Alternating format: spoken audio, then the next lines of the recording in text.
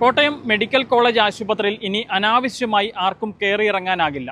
രോഗികളെ സന്ദർശിക്കാനെന്ന വ്യാജേന ആശുപത്രിക്കുള്ളിൽ കയറിക്കൂടുന്ന മോഷ്ടാക്കളുടെയും സാമൂഹിക വിരുദ്ധരുടെയും എണ്ണം വർദ്ധിച്ചതോടുകൂടിയാണ് ആശുപത്രിയുടെ സുരക്ഷ വർദ്ധിപ്പിക്കാൻ ആശുപത്രി മാനേജ്മെന്റ് തീരുമാനിച്ചിരിക്കുന്നത്. ഒരു കിടപ്പ് രോഗിയെ സന്ദർശിക്കാനാണ് ഇനി ആശുപത്രിയിലേക്ക് എത്തുന്നത് എങ്കിൽ ടിക്കറ്റ് കൗണ്ടറിൽ ആ രോഗിയുടെ പേര്, കിടക്കുന്ന ward, IP number, mobile number അടക്കം പറഞ്ഞു കൊടുക്കേണ്ടതുണ്ട്. ഇത് ഓൺലൈനായി പരിശോധിച്ചതിന് ശേഷം ഇവിടെ അത്തരത്തിലൊരു രോഗി ഉണ്ട് എന്ന് ഉറപ്പാക്കിയതിന് ശേഷമായിരിക്കും ഇനി സന്ദർശകർക്ക് പാസ് അനുവദിക്കുക. എന്താണെങ്കിലും ഈ ഒരു തീരുമാനത്തെ ഇപ്പോൾ രോഗികളും കൂട്ടിരിപ്പുകാരും സ്വാഗതം ചെയ്യുകയാണ്. വലിയ രീതിയിലുള്ള മോഷണമാണ് ഈ ആശുപത്രിയിൽ കഴിഞ്ഞ കുറേ നാളുകളായി നടന്നുകൊണ്ടിരുന്നത്. അത് തടയാൻ ഈ പുതിയ തീരുമാനം സഹായകരമാകും എന്നുള്ളത് തന്നെയാണ് രോഗികളുടെ അടക്കം പ്രതീക്ഷ. പുതിയ മാറ്റങ്ങളെക്കുറിച്ച് കോട്ടയം മെഡിക്കൽ കോളേജിന്റെ deputy superintendent doctor Ratheesh focus ടിവിയോട് പ്രതികരിക്കുന്നു. നമ്മൾ പ്രധാനമായിട്ടും ഇപ്പം സുരക്ഷ വർദ്ധിപ്പിക്കുന്നതിൻ്റെ ഭാഗമായിട്ടാണ് ഒരു പാസിൽ കുറച്ച് നിയന്ത്രണങ്ങൾ നമ്മൾ കൊണ്ടുവന്നിരിക്കുന്നത്. അതായത് നമുക്ക് ഇപ്പോൾ നമ്മളുടെ മെയിൻ ബ്ലോക്കിൽ ഏതാണ്ട് 1485 പേഷ്യൻറ്റിനെയാണ് അഡ്മിറ്റ് ചെയ്ത് കിടത്തിയിരിക്കുന്നത്. അപ്പം ഇവരുടെ ബന്ധുക്കളും അതുപോലെ തന്നെ ഇവരുടെ വിസിറ്റേഴ്സുമായിട്ടുള്ള ആൾക്കാരാണ് കൂടുതലായിട്ട് ഇവിടെ വരുന്നത്. പക്ഷേ ഇതിൻ്റെ മറവിൽ ചില പ്രത്യേക തരത്തിലുള്ള മോഷ്ടാക്കൾ, അതുപോലെ തന്നെ രോഗികളെ ചൂഷണം ചെയ്യപ്പെടുന്ന ആൾക്കാർ, ഇവരും ഇതോടൊപ്പം കടന്നുകൂടുന്നതായിട്ടും അതിൻ്റെ എണ്ണം ക്രമാതീതമായി കൂടുന്നതായിട്ടും നമുക്ക് മനസ്സിലായിട്ടുണ്ട്. അപ്പോൾ അതുകൊണ്ടാണ് ഒരു പുതിയ നിയന്ത്രണം, സെക്യൂരിറ്റി ഇൻക്രീസ് ചെയ്യുന്നതിൻ്റെ ഭാഗമായിട്ടാണ് ഈ നിയന്ത്രണം കൊണ്ടുവന്നിരിക്കുന്നത്. അപ്പോൾ സാധാരണയായിട്ട് നമ്മൾ ഗവൺമെൻറ്റിൻ്റെ നിയമപ്രകാരം ഒരു രോഗിയുടെ കൂടെ ഒരു ബൈസ്റ്റാൻഡറിനെയാണ് അനുവദിക്കുന്നത്. ഇനി രോഗി കുറച്ചുകൂടെ സിക്കാണ്, അല്ലെങ്കിൽ ഒരു ഹെൽപ്പ് കൂടെ ഒരാളുടെ വേണമെന്നുണ്ടെങ്കിൽ അവിടുത്തെ ഡോക്ടറോ നേഴ്സോ സർട്ടിഫൈ ചെയ്ത് തന്നു കഴിഞ്ഞാൽ സർജൻറ്റിൻ്റെ ഭാഗത്തുനിന്ന് നമ്മൾ ഒരു പാസ്വേഡ് ഇഷ്യൂ ചെയ്യും. അപ്പം മാക്സിമം അത്തരത്തിലുള്ളവർക്ക് 2 പേരെ അവിടെ നമ്മൾ അലോ ചെയ്യാറുണ്ട്.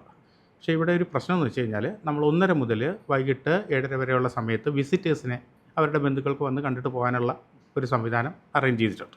അപ്പോൾ ഇത് പാസ് മൂലമാണ് ഇത്രയും കാലം നമ്മൾ കൊടുത്തുകൊണ്ടിരിക്കുന്നത്.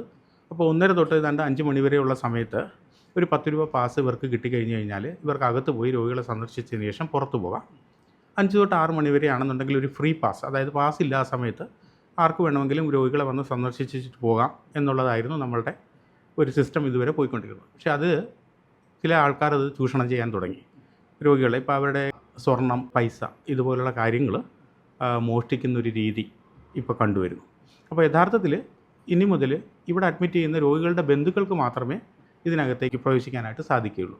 അപ്പോൾ നമ്മൾ ചെയ്തിരിക്കുന്നതെന്ന് വെച്ച് കഴിഞ്ഞാൽ നമ്മുടെ അഡ്മിഷനിൽ ഇവിടുന്ന് എത്രത്തോളം രോഗികളാണോ ഇവിടെ അഡ്മിറ്റ് ചെയ്തിരിക്കുന്നത് അവരുടെ പേര്, അവരുടെ IP നമ്പർ, അവരുടെ വയസ്സ്, അവർ അഡ്മിറ്റ് ചെയ്തിരിക്കുന്ന വാർഡ്, ഇതെല്ലാം നമുക്ക് അവൈലബിൾ ആയിട്ടുള്ള സാധനമാണ്. ഒന്നിൽ ഇവരുടെ ഫോൺ നമ്പർ, അഡ്മിറ്റ് ആയിരിക്കുന്ന ആൾക്കാരുടെ ഫോൺ നമ്പറുകൾ, അതല്ലെങ്കിൽ അവരെ അഡ്മിറ്റ് ചെയ്ത് കൊടുക്കുന്ന സമയത്ത് നമ്മളൊരു പാസ് കൊടുക്കും, ആ പാസിൻ്റെ പകർപ്പ്, അതല്ലെങ്കിൽ പേര്, വാർഡ്, ഇത് ഏതെങ്കിലും ഒന്ന് പറയുകയാണെന്നുണ്ടെങ്കിൽ അത് നമ്മൾ വെരിഫൈ ചെയ്തതിന് ശേഷം മാത്രമേ ഈ പാസ് നമ്മൾ ഇവർക്ക് കൊടുക്കുകയുള്ളൂ.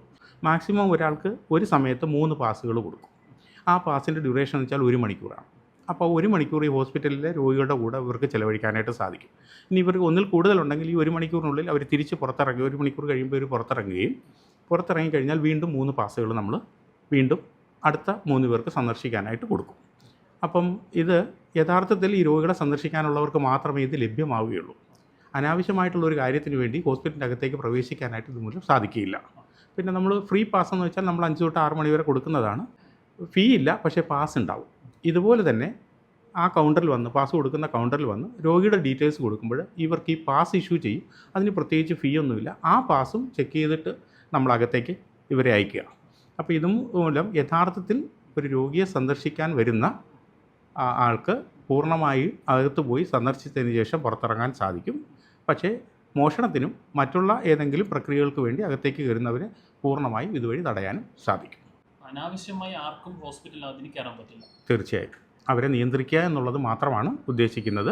ഇവിടത്തിൻ്റെ ഉപഭോക്താക്കളായിട്ടുള്ള രോഗികൾക്കും അവരുടെ ബൈസ്റ്റാൻഡേഴ്സിനും യാതൊരുവിധ ബുദ്ധിമുട്ടുകളും ഉണ്ടാവില്ല.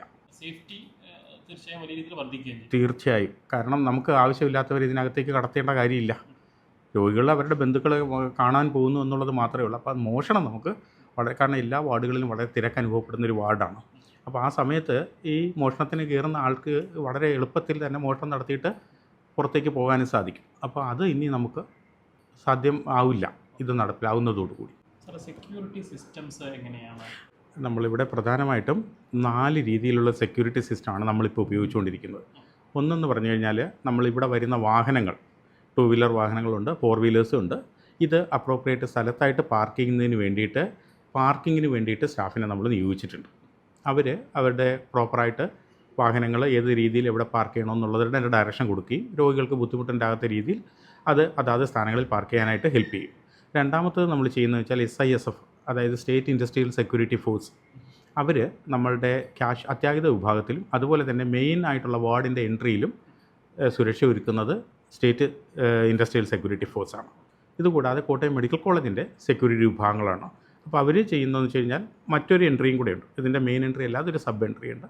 അവിടെ സെക്യൂരിറ്റി പ്രൊവൈഡ് ചെയ്യുന്നവരാണ്. കൂടാതെ പെട്രോളിംഗ്, ഈ ക്യാമ്പസിലുള്ള പെട്രോളിംഗ് അവർ പീരിയോഡിക്കായിട്ട് പെട്രോളിംഗ് നടത്തി ആവശ്യമില്ലാത്തവരെ കാണുകയും അവരെ പുറത്താക്കുകയും ചെയ്യുന്നുള്ള ഒരു സിസ്റ്റം വർക്ക് ചെയ്യുന്നുണ്ട്. ഇതൊന്നും കൂടാതെ കേരള പോലീസിൻ്റെ ഒരു 3 സബ് ഇൻസ്പെക്ടർമാർ ഉൾപ്പെടെ ഒരു സമയത്ത് 3 പോലീസ് ഉദ്യോഗസ്ഥർ CPOമാർ ഉള്ള ഒരു പോലീസ് എയ്ഡ് പോസ്റ്റും ഇവിടെ സജ്ജീകരിച്ചിട്ടുണ്ട്. ഇവരുടെ ഒരു കൂട്ടായിട്ടുള്ള ഒരു സേഫ്റ്റി സിസ്റ്റമാണ് ഇപ്പോൾ മെഡിക്കൽ കോളേജ് കോട്ടയത്തിനുള്ളത്.